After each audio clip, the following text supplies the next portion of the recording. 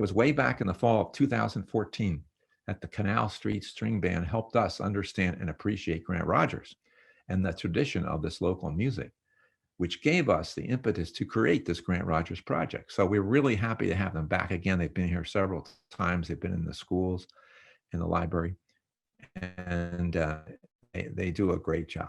So without further ado, sit back, enjoy tonight's concert. I'll let Steve introduce the concert and the band.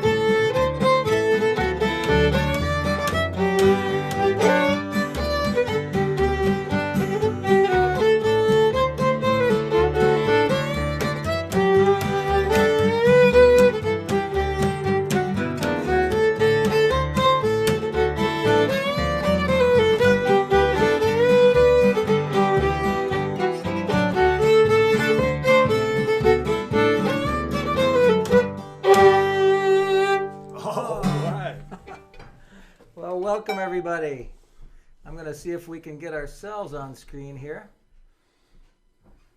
There we are. There we are. That's oh, well, we hope we were lost without seeing ourselves. We hope you can see us as well as we can see ourselves now. Welcome, everybody. It's so great to be doing this. Thank you, Jim, for that wonderful introduction. We're called the Canal Street String Band, and thanks in large part to the Music on the Delaware folks in Walton. We've had a lot of fun exploring the music of Grant Rogers over the last several years. We've had several memorable trips to Walton to perform in the theater and to kind of infiltrate through the community and do things in the school and the library. And we've really enjoyed our time there and learning about Grant Rogers and bringing some of his music, maybe in some cases back to the place where it originated. So Grant was, of course, as Jim said, a wonderful fiddler. That was his first instrument, and he talked about getting his first guitar when he was 19 or 20. He found himself all the way down in Georgia. He was mainly a local, regional man who had lived in Delaware County most of his life and had worked in the sort of greater Catskill region as a stone cutter. He worked in the quarries. He did a lot of lumbering. But he found himself when he was about 19 or 20 years old all the way down in Georgia for some work, and he said he saw some old-time Georgia musicians, so this would have been in the 1920s, string band musicians, and he said he didn't join in on any of the music, but he'd like to stand in the corner and listen to these guys play. And he bought his first guitar when he was down there in Georgia, so who knows, maybe this is one of the songs that he heard these guys play. This is a 1920s Georgia string band tune. Take center? Sure, I'll take center. We're going to be dancing around the microphone tonight. This is over on my right is the great Phil what's your name? Phil Banizak playing the fiddle for you tonight and singing and playing guitar and who knows what else. This is Jim Whitford playing the bass and guitar and singing for you. My name's Dave Ruck. And here's a little thing maybe Grant heard when he was standing around in the shadows.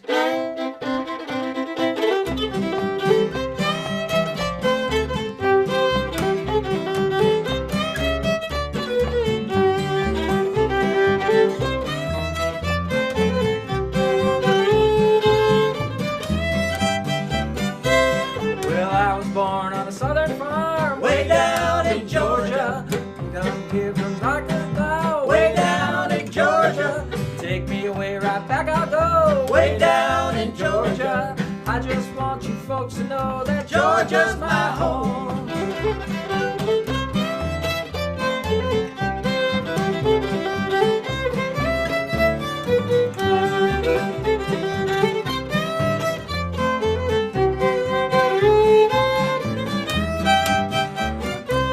The prettiest gal I ever saw, way down in Georgia.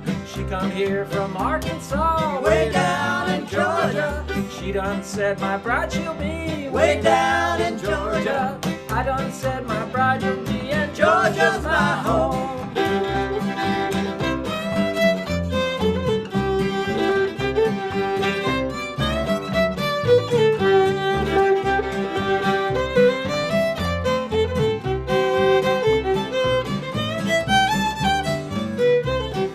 Boys all drinking that homemade booze, way down in Georgia. That's the kind that I never lose, way down in Georgia.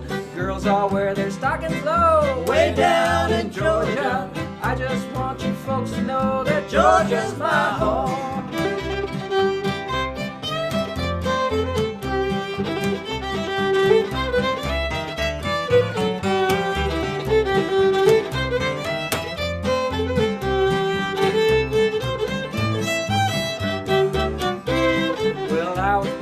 Southern farm, way down in Georgia.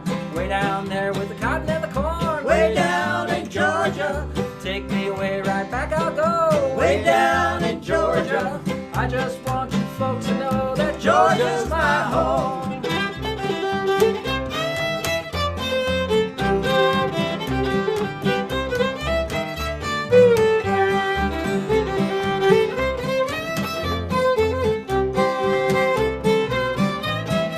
Georgia's my home. All right. Oh, hey, thank you. You guys can keep in touch with us via the chat function and let us know if you're clapping. Let us know if you've fallen asleep. Well, I guess once you wake back up. But we love to see what's going on with you. And if you want to change, there's a setting on the chat function there. The default says all panelists, which means only we will see your comments. But if you want everyone else who's participating tonight and tuning in to also see your comments, you can change that setting to all panelists and attendees. So Phil's playing the guitar on this song. All right. And I'm playing the banjo. So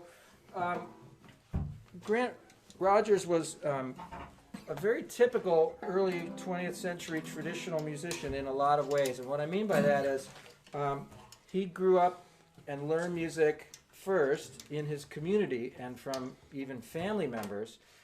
So when we say traditional musician, you know, in broad strokes, that refers to somebody who learned music in their community, learned it from others, perhaps made up some of their own songs, provided their own entertainment, essentially, because they didn't have radios in their homes yet. So Grant was born in the early days of the 1900s. As he was coming up and first learning to play, the only music that was available to them was either music written on a page, but he didn't know how to read yet, or music that other people were playing and singing. And so he inherited all that sort of regional family music. He started to make up his own songs. And then, as happened with so many traditional musicians of his generation, once the radio came in and recordings came into the home, everybody flipped out for what was popular at the time, 1930s, like they call it hillbilly music, the stuff that was coming in on the radio. Country records, swing band, western swing bands, things like that, cowboy, what they called cowboy music. And so a lot of these sort of homespun musicians started to drop their material that they had been learning in their communities and got real excited about this stuff that was coming from other places. So that was very much true for Grant.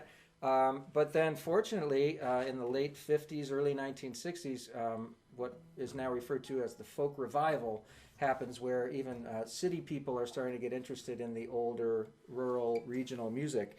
And so that brought back to Grant even a sense that perhaps this family music that he had abandoned for a while was actually something valuable, to the point where he started to get invited to national folk festivals, much far afield from Delaware County, even bumping into people like Pete Seeger, who I believe he taught this next song to. He did, and this is a song that I believe he heard the words to it and then brought them as the folk process works, took those words and maybe made some additions or subtractions to those words and put his own melody to it.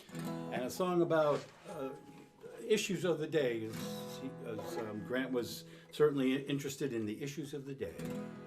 So this is called When a Fellow is Out of a Job. All nature is sick, from her heels to her hair, when a fellow is out of a job. He's all out of kilter, beyond all repair, when a fellow is out of a job. There's no juice in the earth and no salt in the sea, no ginger in life in the land of the free. The universe ain't what she's cracked up to be, when a fellow is out of a job.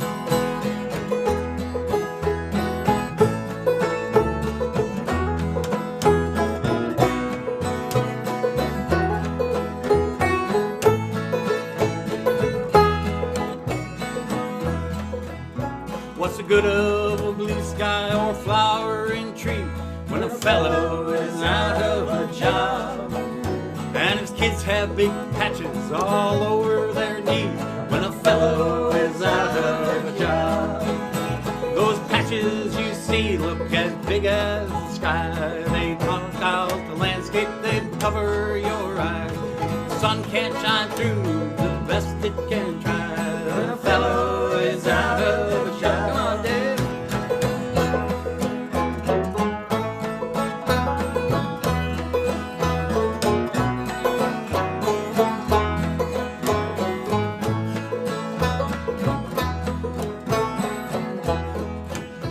Every man that's a man wants to help push the world, but he can't when he's out of a job. He's left out behind on a shelf, he is curled when a fellow is out of a job. There's no juice in the earth, no salt in the sea, no ginger in life in the land of the free. The universe ain't what she's cracked up to be when a fellow is out of a job. Let's sing that chorus again. There's no juice in the earth, no salt in the sea, no ginger in life in the land of the free. The universe ain't what she's cracked up to be when a fellow is out of a job. Oh, I'm going to clap for you. All right, Very thank nice. you. You know, it dawned on us right before we started that we could have invited a little live audience here in my basement with us. That might have been fun. But it's nice having all of you out there. Clapping, Kathy Schimber. Great to see you, Kathy. Heather is forwarding the Grant Rogers website URL, which is a huge resource that these guys have put together. Tapping My Foot and Curran. That's great. Ooh, that's a good song, Barb. Yes, it is. Well, here's a song that Grant wrote called The Cannonsville Dam. And I really wish that we could all kind of be in one room because I've got questions. You know, Grant wrote the song from a perspective, very altruistic kind of perspective of we're giving up our land so that other people can have water elsewhere. And that was probably not the prevailing sentiment. You know, farms were taken by eminent domain, and a lot of people had to move and were displaced. And I'm sure most of them weren't happy about it. But anyway, some of my questions are, I just happened to be reading online about, I don't know how I came across this thing, and I think it was a website called It's All About the Hudson Valley. And there was a little article written by a woman named Kay Turner, who used to live in Walton, and her grandparents had to move to Walton when they got displaced from Cannonsville. And I think maybe she lives in California now, but I just read this little thing that she wrote, and she talked about how beautiful her grandparents' farm was and how much time she spent there growing up, and just how bitter they were that they had to leave. Kind of a contrary to Grant's take on the whole thing. And then I came across this guy who's a contemporary folk singer, I think Hudson Valley, for your region. His name is Gary Teed. Gary H. Teed, T-E-E-D. If anybody can comment that if these names sound familiar, just be interesting to know. He wrote a song called "Oh Cannonsville," and he talks about 50 cents on the dollar and eminent domain and all the stuff that is the more bitter feelings that created. We had a dam over in our part of the closer to us called the Kinzua Dam, and that was built around the same time, and that displaced 600 Native Americans, and as opposed to Cannonsville Dam displaced maybe 1,000 or so people and wrecked up 4 little towns, but kind of a different reason. That was for flood control going into Pittsburgh, not to divert water to another place. Anyway, I'll stop yapping, and maybe if somebody knows any of these names that I've been talking about, you could put them in the comments. We know Gary Teed through mutual friends, fellow musician, says Kathy. Maysel Miller says it was not and still not the prevailing sentiment. It was not and still not. Yeah. I'm referring to grants? Yeah. Oh, okay. Ready? Yep. You got to count? Go ahead. 2, 3.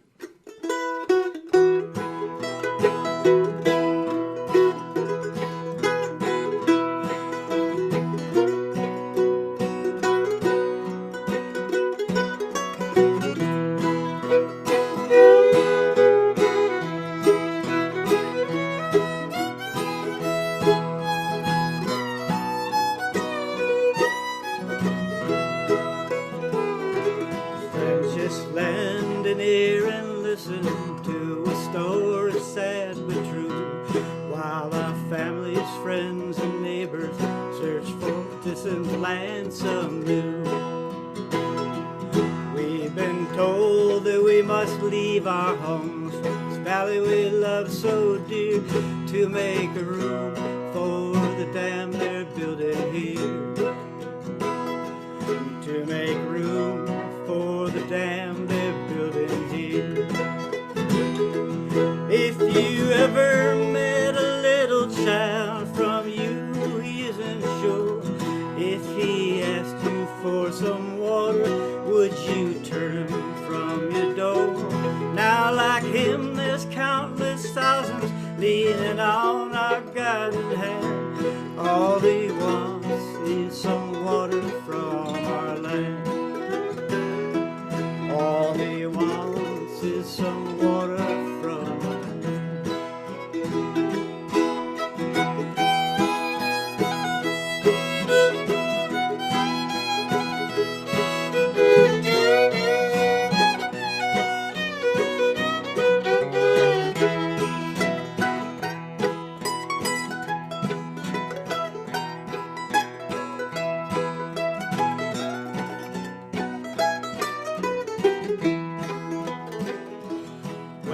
Flood comes to the valley, standing miles from shore to shore. When we realize that humans could have done but little more. There'll be many hearts been broken among the young as well and old, for they'll never see their old homes anymore. No, they'll never see their old homes anymore. Have you read of good old Moses with a rod that smote the rock? Then came water for the multitude, water for the flock. Now the same has come to us today, like many years ago. We wouldn't turn our backs upon our friends, we would not tell them no. We wouldn't turn our backs upon our friends, we would not tell them no.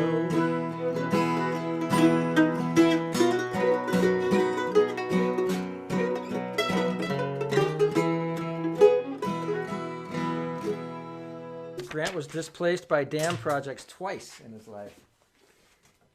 Oh, really? Yeah, Wow. 2 times had to move. There's got to be a message there. Anyway, this is Grant was known as a dance fiddler, and he played. In order to play dances, you must play in time, and in tune is better. So, and he did that very well. So, and this is a tune. We're going to do a little two-tune medley. The first one's called the Little Red Barn or the Old Red Barn or something like that. Little Red Barn. Little Red Barn. I think I've seen it under a couple different names. And then we're going to play Grant. Is it Grant's hornpipe or Rogers hornpipe, which is actually a jig as well. But he performed this at the Newport Festival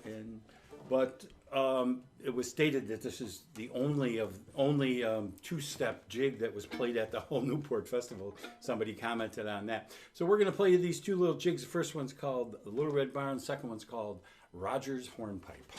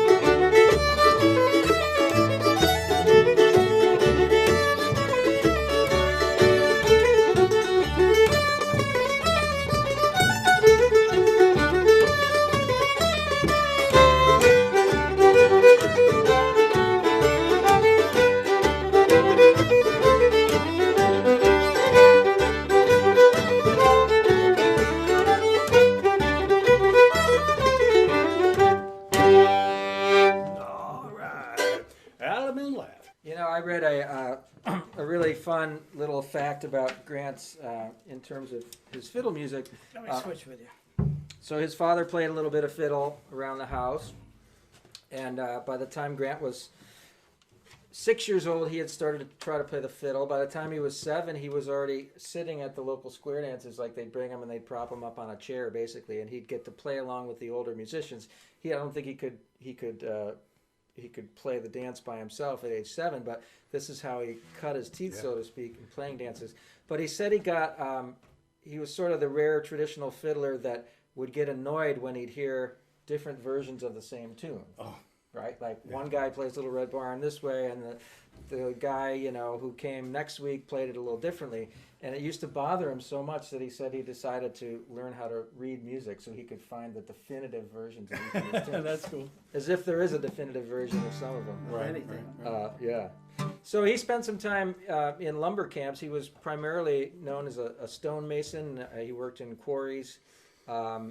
and was a stone cutter, but he did spend some time working in lumber camps, which of course really no look at music of the Catskill region is complete without considering the logging industry and the lumber camps, where these guys would be cooped up in the fall and winter in groups together, and again had this intense need to make their own entertainment because that was all the only option available. So a wonderful tradition in the logging camps. The guys that go in the late summer, early fall, later in the fall, they go into the woods, and if the logging operation was far enough back in the woods, they would just live there for the season, cutting down. There was the cutting of the tall, the eastern white pines and such, but also in the Catskills, the virgin hemlock forest was really important for the bark, for the tanneries. And so in the logging camps, you'd have 20, 30, 40, 50 men cooped up together in these temporary housing units for the season. And, their only option was to entertain each other with either a dance, a story, a song, or maybe somebody could play an instrument. So he heard a lot of good lumbering songs. So these logging songs that the lumberjacks sang would sort of travel with the lumberjacks from region to region.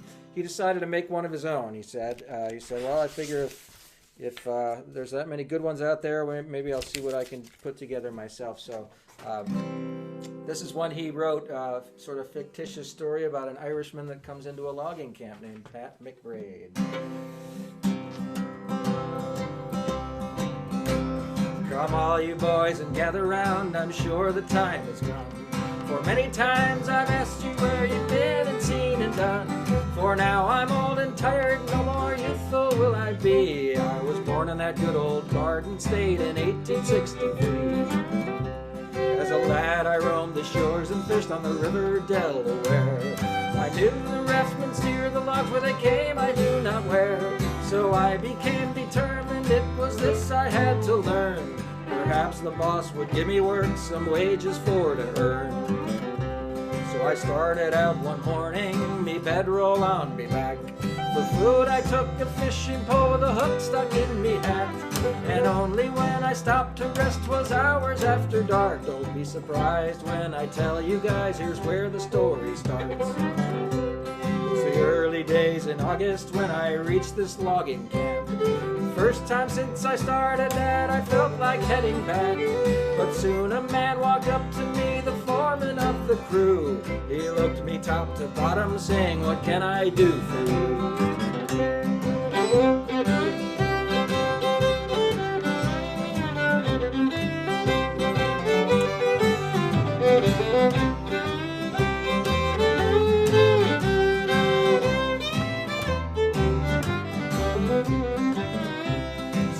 It's work I'm looking for and sure will do me best. Very well, says he, but first you'll have to stand the test. Now go and fetch your chopping axe, now yonder stands a tree, 18 inches on the stump and the minutes you have are 3.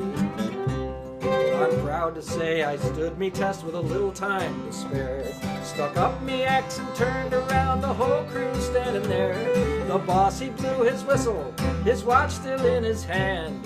The way it looks, go tell the cook we've got an extra man. He took me to the pay-in shack, says he give me your name. And whether fake or otherwise, to me it's just the same. But you must have a handle if you're going to be paid. Says I'll take my wages, but to the name of Pat McBraid. Through me 50 years of logging, I have seen a mighty change. From river rafts to steamships, from motor trucks to trains. If there's a moral you're looking for, I'm sure it's plain to see. We took the roof from the red man's home to shelter you and me.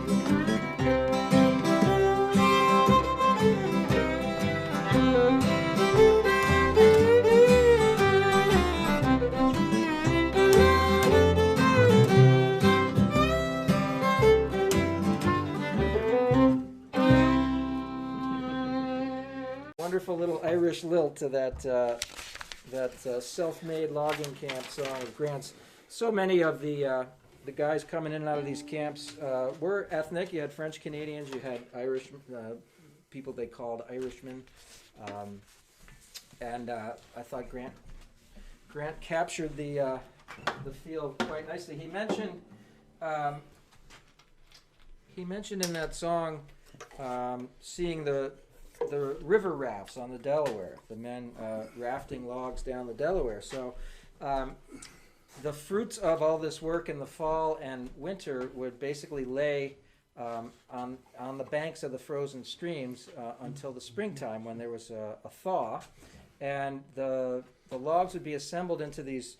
Well, first on the different branches of Delaware, what they called colts. A colt was like a small raft, so they'd take a number of logs, fasten them together into a small raft, and they'd ride this raft down to the main Delaware, where they would combine several of these colts into these gigantic rafts that could be as much as 200 feet long. And then 6 guys would get on these rafts, and they would ride them down the Delaware River all the way to Trenton, New Jersey, where the lumber buyers from Philadelphia would come up. So talk about a colorful time in sort of Catskill history. I guess around 1875 was sort of the heyday of rafting. They say over 3,000 of these rafts were taken down the Delaware River in that one year. So they would, they'd bring a dinner box on board the raft, and they'd sort of nail it to one side, and you'd have a steersman who had a big long pole and was responsible for negotiating all those twists and turns in the river. And you had any number of different obstacles that, the last thing you wanted was for your boat to hit any of these rocks or turns or curves or shoals, because a broken up raft meant not only were you soaking wet and miserable, but you were out of a job, and you owed the logging company a lot of money, because that was their profit, that you were riding down the river to the mills. So there's a wonderful song that tells of some of the little twists and turns and bumps in the Delaware River on this trip. This is an authentic song from these rafting trips. It's called Boys Shove Your Grog Around, and we're going to sing it for you. If you feel like singing out there, we're not going to hear you, so feel free to chime in with embarrassing abandon. We're going to get back to your comments probably after we do this little medley of pieces. Make sure you tell them what key we're in. I will. Yes, we're going to be in the key of G, and then we're going to sing this a cappella, right? Which is the way a lot of these songs, not Grant songs per se, but a lot of these older traditional songs were sung with no musical accompaniment at all, and certainly true for these raftsmen who are tying up at night at local motels and hotels. And so, boys, shove your grog around, a chorus around the room, for we're the boys that fear no noise, although we're far from home. Okay, so go ahead and try that. All right, well, you'll catch on. They all got it. Yeah, we're gonna follow it with a little piece of fiddle music that I learned up in the Adirondacks, that man Don Perkins' grandfather learned in a logging camp. No one knows the title of the piece, so they call it Logging Camp Tune. And that's what we're going to play. That's what we're going to play after we sing this little song of rafting on the Delaware River. Boys, shove your grog around, a chorus around the room, for we're the boys that fear no noise, although we're far from home. Come, that's your part when it comes around each time. Come all you jolly raftsmen who run the river down, be careful where you run your raft, or you could run aground. And it's boys, shove your grog around, a chorus around the room, for we're the boys that fear no noise, although we're far from home. We sailed around old Butler's, no danger did we fear, until we came to Sawmill Rift, went flat against the pier. And it's boys, shove your grog around, a chorus around the room, for we're the boys that fear no noise, although we're far from home. Old Hanky Lord stood at the oar, his voice so firm and strong, but when we hit that rock, by God, it knocked us down. And it's boys, shove your grog around, a chorus around the room, for we're the boys that fear no noise, although we're far from home. There was a man upon the raft, his name it was Big Mose.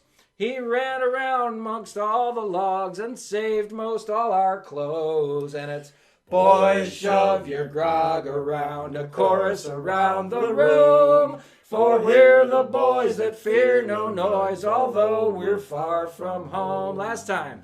Boys, shove your grog around, a chorus around the room. For we're the boys that fear no noise, although we're far from home.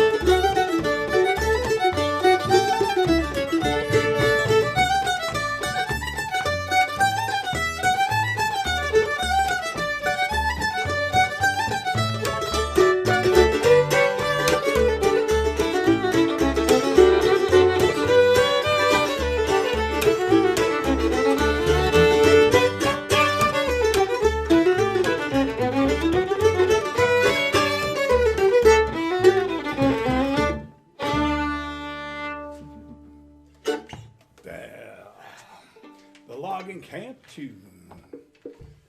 Well, let's check in here for a second. All right. We all can creep around and get a better look at us. Tapping My Foot. That's a good song. That was 3 songs ago, but thank you. Whichever song it was not. Okay. All the tunes and songs recorded by Grant can be found on the website. This is true. Is the music in sheet music form or recorded? Mostly not sheet music, Sue. Little Red Barn, also known as Old Red Wagon, from another fiddler. All right, Kathy, thank you. Hee-haw, I love the stories. Clap, clap, woohoo, applause. Well, thank you guys. I think we're missing a few of you here. One of Grant's tunes? Yeah, Jimmy's Bar is a Grant tune. He didn't write it about it. There was a place called Jimmy's Bar, but apparently he didn't write it about that place, although the owner of Jimmy's Bar heard the song and kind of incorporated it as his bar theme song. And then I think there was another bar owner that heard that and wanted what was that, Dory's Grant to write her a song. I've never been to Jimmy's Bar, but I have been to a lot of bars back when I spent a lot of time studying anthropology. Oh, That's what I was doing the there. best place to go. Yeah. You want this pretty peppy?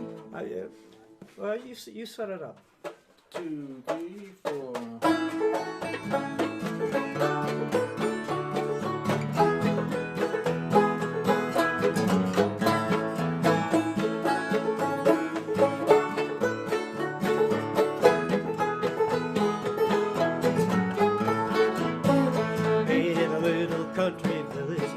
Come from near and far, was Maggie's store, blacksmith shop, and a place called His Bar, where the folks they love to gather.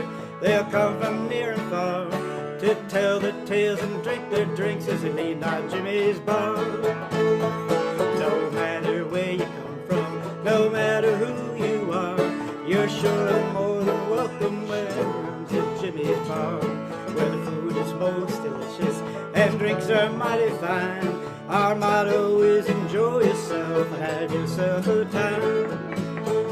But one day something happened. Some old maid raised a fuss, They claim to have religion, and I guess that's sad enough. They started spreading gossip, with some spread near and far. They said we'll get some signers and we'll close up Jimmy's bar. But this didn't worry Jimmy, not at all did he seem hurt. If they're as good as they claim to be, they're titled to their church. So I'll give to them my hotel, terramodel as they please. I'll even buy a rug to spread so they won't wear out their knees.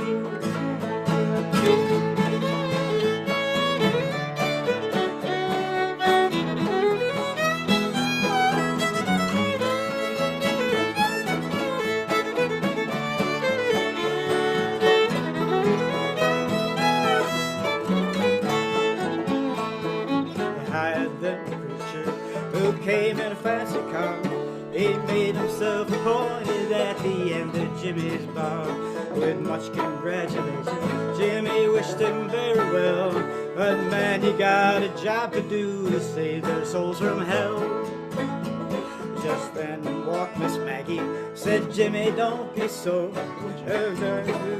I'm back to the bathroom of my store. Well, I thank you kindly, Maggie, and I think that's mighty fine. Perhaps we'll help your business there as well as helping mine. As the preacher stood and listened and slowly drew a grin, if you don't mind, it's think it's time I had myself some gin. As the three sat there talking and drank till nearly full, till the preacher said, come on now, let's move down to Maggie's store.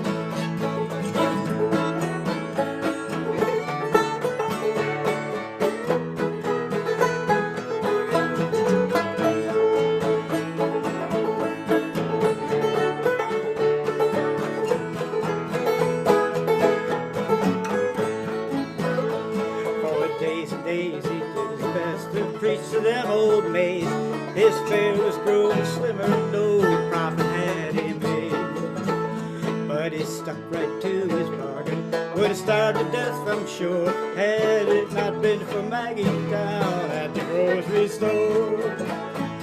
One day they lost a preacher, they searched both near and far, till they saw a sign just married down the back of the preacher's car.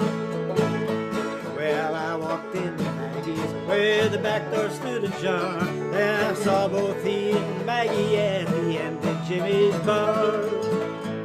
Well, come right in, you ladies, you're welcome, I'm sure, though you should see their faces as they came in through the door. While Jimmy mixed the wedding punch, he served it from a jar, till they all sang hallelujah at the end of Jimmy's bar. So what's the moral of the story, Jim? Be careful who you put together. Give me the stand too. We had always read that Grant's mother was musical, quite musical. She played piano for dancing. She was a clogger. She would clog dance, and she also played an accordion type instrument called the melodeon. And I was very happy about a year ago to discover that there are a couple of recordings of Ethel Rogers, Grant's mother, playing her melodeon in 1958. They were housed at the Library of Congress in Washington, D.C., of all places. And so we're going to play you a medley of two of the pieces that she played that day. It was a summer day in 1958 when they recorded her. Not commercially, of course. They just recorded her to preserve some of her music. So the first one, I don't know, maybe Kathy Schimberg or somebody else knows the title. They just called it on the recording, and she just called it Irish Waltz. So and Jim Haggerty and Gene, being more well versed in Irish music, perhaps you'll recognize the first tune. We only know it as the Irish Waltz, and we're going to follow that with another one that she called Little Juba Time. So these are two pieces she played on her accordion melodeon. We don't play one of those, so we're going to do it in our string band format. There we go. Okay, 1, 2, 3, 1, 2. The whole family played instruments. My grandfather Forrest played the fiddle, clarinet, and my uncle Murray played mandolin and banjo. They all played together as a family. Oh, wow. Well, in looking through some of Grant's material, some songs that he had written and things that he embraced as far as topics and so forth is concerned, it gave me the, I kind of honed in on an idea that Grant liked to write about things, difficult subjects, troubling times come out, and he was into writing songs about those things, and I kind of relate to that. And so this is a tune that Grant never would have heard, but it's an original, and it made me think of that because I think Grant himself was, this tune is called A Part-Time Poet, and I think he was a part-time poet as well, that when times got difficult, he might resort to his music or poetry, which could be turned into music, and use a little humor to help soothe the pain. Anyway, this is a little tune called A Part-Time Poet.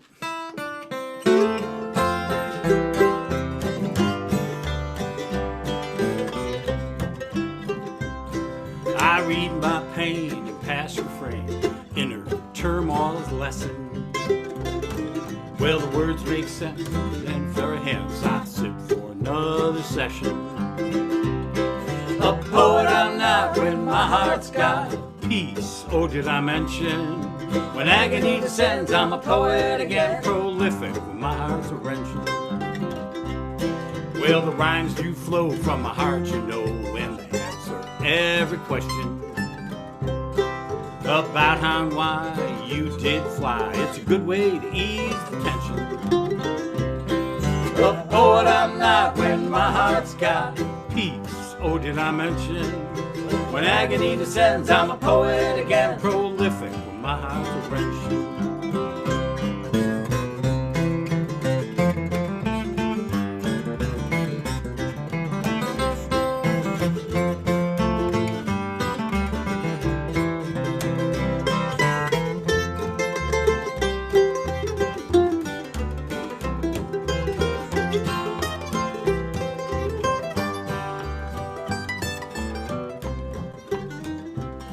Well, I'm a fiddler, you see, and pain comes to me a result of faulty invention. Well, unearned trust and awesome lust, poetic manifest extension. A poet I'm not when my heart's got peace. Oh, did I mention? When agony descends, I'm a poet again, prolific when my heart's a wrenching.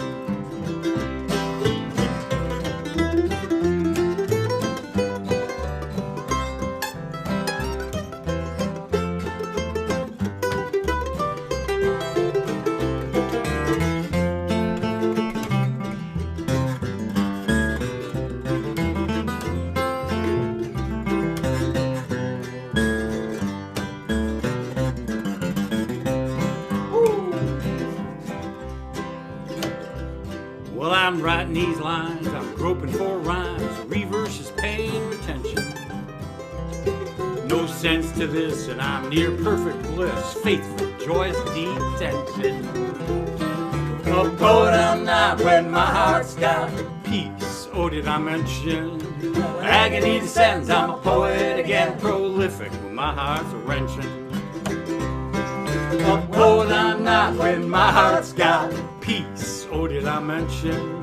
When agony descends, I'm a poet again, prolific when my heart's a wrenching. All right. I think Grant would identify with that idea. I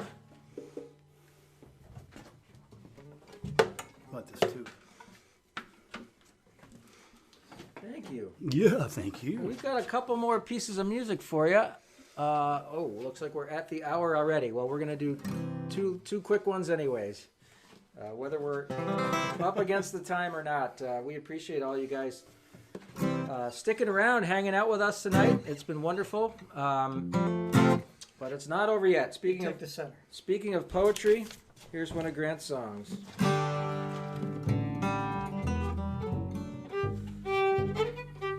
Are you ready? 1, 2, 3.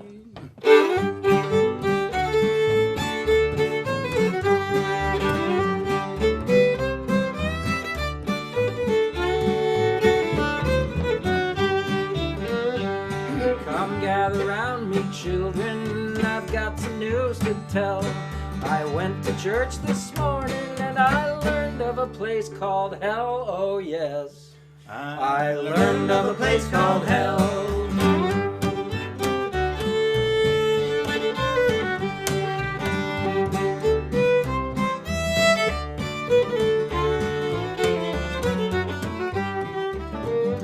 But I didn't get all the particulars, and this might sound rough and raw. If I knew where to buy the ticket, I might send my mother-in-law. Oh yes, I'd send my mother-in-law.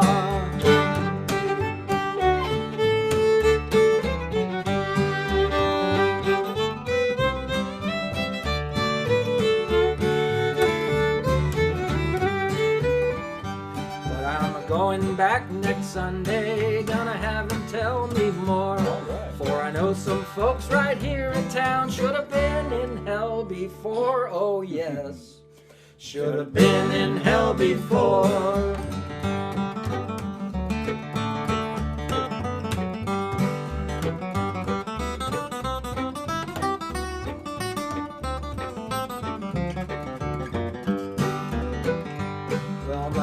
She bought some chickens, just a couple of hundred or more. But we still buy all the eggs we eat down at the country store. Oh yes, down at the country store.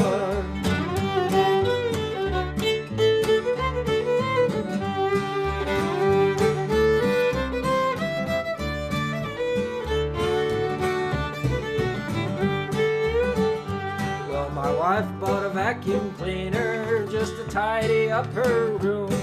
But now I see she's cleaning it with the same old-fashioned broom. Oh yes, with the same old-fashioned broom.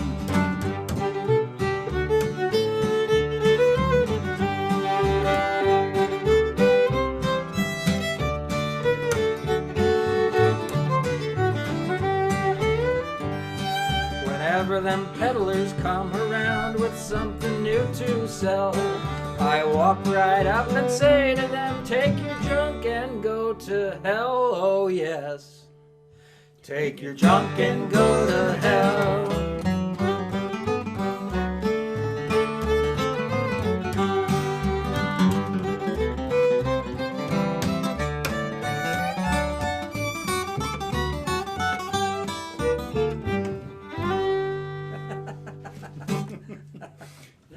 Well, it's not Sunday morning yet, so we can still sing that song, right? We can. So these are a couple of dance tunes. This is one that Grant talked about learning to read and write music because he thought that might help him do some composing and whatnot. And this is a tune that he did not write, but this is a tune that was around. And I've seen versions of it written in this first, so we're going to play it in two little timings. The first one's kind of a syncopated Celtic kind of Scottish sound. And the second tune will kick it up and play a little bit more like it might have been played for a dance, maybe a little faster than it might have been played for a dance, but hard to say. This is called The Money Musk.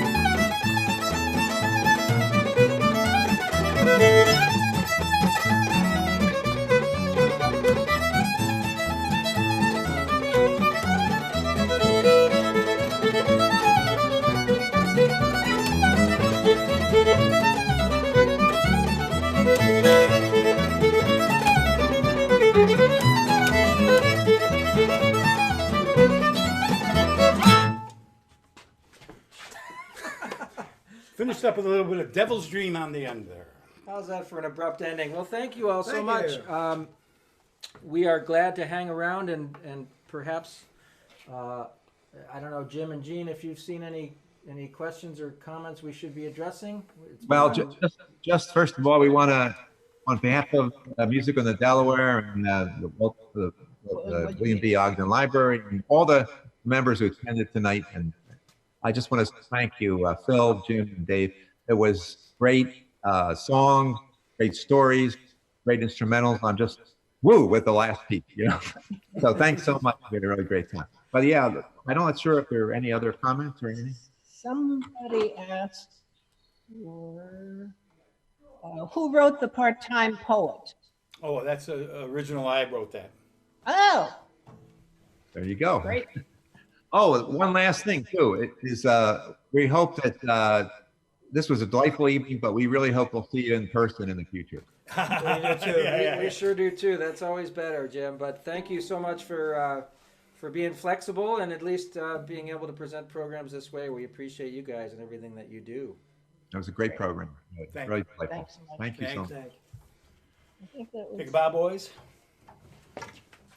1, 2, 3.